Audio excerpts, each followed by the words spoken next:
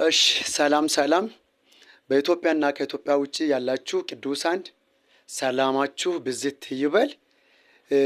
ዛሬ ወደ ቤኪ ስቱዲዮ በጣም ማከብረውና የሚወደው ወንድሜ ጋር ሲመጣ አንድ ውስጤ ላይ ያለው ነገር ነበርና እኔ መዝሙር ላሰራ ስቱዲዮ ድምጽ ለመስጠት ነበር የመጣሁትና ግን በዚህ ሰሞን አንድ ያየሁት ነገር ነበረ። የስቱዲዮ ባለሙያ ሆኖ ውስጡ ላይ ሌላ ራዕይ ነበረው። ስለዛችም ራዕይ ለመጠየቅ ነበረ የመጣሁት። በዛ ጉዳይም ሲመጣ ያን ጥያቄ ብጠይቅ የሚለው ሐሳብ ውስጤ ላይ መጣ። ስለዚህ ቤኪን ዛሬ ሰላም እለዋለሁ፣ እሱንም ጥያቄ እጠይቀዋለሁ። ቤኪሻ እንዴት አለክ? ደህና ነህ ወይ? ሁሉ ሰላም ነው? እግዚአብሔር ይመስገን። ምስጌ እጅግ አከብራለሁ። በጣም እጅግ የተወደድክ ዘማሪ ነህ። በጣም ሰላም ነኝ። ከጌታ ጋር ሁሉ ሰላም ነው። እየበረታውኝ ነው፣ እየሰፋውኝ ነው። ጌታ ደግሞ እጅግ እያሰፋኝ ነው። በቅርቡ ደግሞ ትላልቅ ነገሮችን ጠብቁ ብላለሁ። እወዳለሁ በጣም። ቴንኪዩ፣ አመሰግናለሁ። እና ሌላ ጥያቄ ልጠይቀው እሱም ላይ አስመልክቼ ስቱዲዮ ላይ እየሰራ መዝሙሮቹን እየሰራ ካሴት እየሰራ ብዙ ዘማሪዎች ይመጣሉ፣ ከቅርብም ከሩቅም እየመጡ ሲሰራ አያለው። ግን ከትላንት ወዲያ እዚህ ከተማ በጣም የሚገርም የወንጌል ስርጭት የወንጌል መነቃቂያ ሲሰራ ነበር። የከተማ የመንግስት ባለስልጣናት ትልልቅ ሰዎች ሁሉ ካንተ ጎን በመሆን አንተ ውስጥ የነበረውን ይሄንን ራዕይ እየደገፉ ካንተ ጋር እየሆኑ እያስተባበሩ ካንተ ጋር ሆኖ ራዕይን እየተካፈሉ ያካፈሉ ነበርና ይሄንን ራዕይ እንዴት ተቀበልከው? ከእግዚአብሔር ከሰው ዘንድ አልልም፣ ከእግዚአብሔር ስትቀበል እንዴት ተቀበልከው? በጣም እኔ ይሄንን ራዕይ ሲቀበል ከባድ ነው። እንደ ሰውኛ ሙዚቃ ተጫዋች ነኝ፣ ከዛ ባለፈ አገልጋይ ነኝ። ግን ምንድነው የሀገሬ ልጆች በአፍሪካ ላይ ሲገደሉ በጣም ስቃይ ሲበዛባቸው በጣም እያዘንኩ ነበርና በተለይ አንድ ቀን ማታ ላይ ይሄንን ፕሮግራም ማዘጋጀት እንዳለብኝ ውስጤ ላይ ሞላ። ከውድ ባለቤቴ ጋር በመስማማት በመነጋገር እንዲህ አይነት ፕሮግራም ስለ አፍሪካ እንድጸለይ አስቤያለሁ። ስለሷም ተስማማችና ስለዚህ የሁለት ቀን ወደ 30 አካባቢ ዘማሪያን ነቢያት ለምቦዳ ላይ እንድጸልዩ 2 ቀን ሙሉ ተራራ ላይ ወጥቶ እንድጸልዩ ራዕይ ውስጤ ላይ መጣ።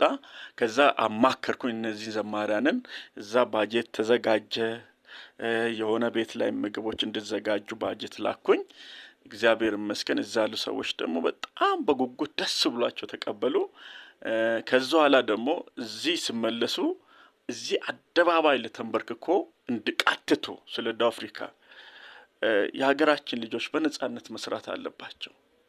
ቤተሰብ ተሳቆ መላክ የለባቸውም። በሐዘን መመለስ የለባቸውም። በሞት መመለስ የለባቸውም። ግድያ ልቆም ይገባል። ሐዘን ልቆም ይገባል። ሰው ልሰራ ነው ሄደው ሰርቶ ቤት ልገባ ይገባል የሚል ነገር ውስጤ ላይ ሞላ። ጸለይኩኝ። እግዚአብሔርም እንደምረዳኝ አመንኩኝ። ስለዚህ አደባባይ ላይ ከለምቦዳ ቀጥታ እንደተመለስን እዚህ ያሉትም ተሰባሰብን። የመንግስት አካላት፣ ፖሊሶች፣ ትራፊኮች፣ የዞን አስተዳደር፣ ከንቲባዎች፣ ብዙ የሶሎ ዘማሪያን መሪዎች ከጎኔ ነበሩ። የተለያዩ ሰዎች ብዙ የመንግስት አካላት ከጎኔ ነበሩና ችግር የለውም እናንተ ብቻ ይሄንን ፕሮግራም አዘጋጁ፣ ለደቡብ አፍሪካ እንድጸለይ እንፈልጋለን አሉ። እግዚአብሔር ይመስገን። እግዚአብሔር አላሳፈረንም። ባጀት ልጠፋ ይችላል፣ የሰው ነፍስ ግን ይበልጣል። የወንድም ነፍስ ግን ይበልጣል። ሞንታርቦች ተዘጋጁ፣ መኪና ተዘጋጀ። እግዚአብሔር ይመስገን። እግዚአብሔር የድል ጊዜ እንደመሰጠኝ አምኜ ስለነበረ በዛ ሜዳ ላይ በዛ አደባባይ ላይ ለብዙ ሰዓታት የመቃተት የመጸለይ ሁሉም አገልጋዮች፣ ነቢያቶች፣ ዘማሪያን ተራ በተራ እየተነሱ እያለቀሱ እየተማጸኑ ነበር። ይህ ነገር ግን ቆሟል። ከዛሬ ጀምሮ ከትላንትም ጀምሮ በተደረገው ፕሮግራም ሞትና ጭንገፋ ይቆማል። እነሱም በነጻነት ከዚህ በኋላ ይስሩ። እግዚአብሔር ታምራትን አድርጓል። እወዳችኋለሁ። አፍሪካ ላይ፣ ዱባይ ላይ፣ ኩዌት ላይ የተለያዩ ሀገር ላይ ያላችሁ ኢትዮጵያውያን ሰላም ለእናንተውን፣ አትጨነቁ። የእግዚአብሔር ግርማ ሞገስ ከእናንተ ጋር ነው። ወዳችኋለሁ። አሜን። እናመሰግናለን ቤክሻ። በጣም ነው እጅግ አድርጌ ማመሰግን ያንተን ጊዜ በዚህ ውጥረት ውስጥ ሆነ ጊዜን ለኔ አሳልፈ ስለሰጠ እጅግ አድርጌ አመሰግናለሁ። ጌታ ስራዬን፣ ዘመኔን፣ ቤቴን፣ ትዳሬን፣ ሁሉ ነገሬን ይባርክልህ።